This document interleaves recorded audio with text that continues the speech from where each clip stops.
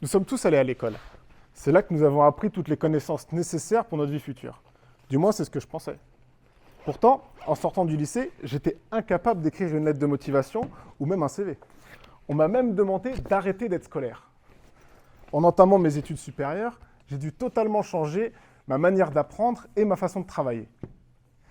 C'est là que je me suis dit, notre système éducatif est peut-être perfectible. Il peut mieux nous préparer à notre vie future. Mais alors, comment l'améliorer? Comment apprendre d'une autre manière? C'est en me posant ces questions que je suis passé de cette tête à celle-là. Et je vais vous expliquer comment. Pour répondre à ces questions, j'ai pour projet de réaliser un film sur les différents types d'éducation. Je voulais savoir comment se débrouillaient les autres pays.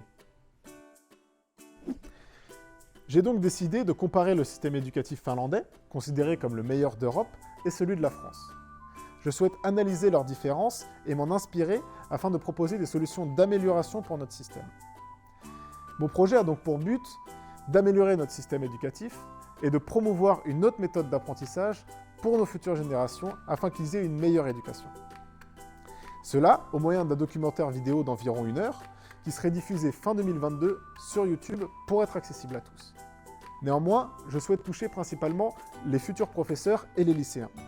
C'est pourquoi j'ai prévu d'organiser des événements dans les lycées et les facultés de l'ISP pour diffuser mon film. J'ai donc été 4 mois en Laponie finlandaise entre août et décembre 2021 où j'ai pu comprendre comment fonctionne le système éducatif finnois.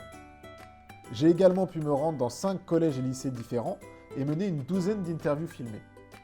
Ajouté aux plans dans les différentes classes et aux vidéos explicatives, j'ai comptabilisé près de 15 heures de rush que j'ai fini de trier en janvier 2022. Passer 4 mois au nord du cercle arctique m'a permis de sortir de ma zone de confort et m'a forcé à surmonter des situations de crise que je ne pensais même pas être capable de gérer. Ce projet est devenu une véritable aventure humaine, dépassant la dimension académique. Aujourd'hui, je suis de retour en France pour la deuxième partie de mon film. Et je vous propose de faire partie de cette aventure. Remporter les trophées PROAC permettrait à mon film de gagner en crédibilité, ce qui n'est pas négligeable.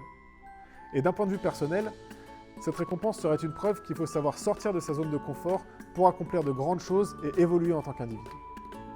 Mon projet se nomme Comment apprendre, et ce qui est sûr, c'est qu'il m'a énormément appris. Et il ne fait que commencer.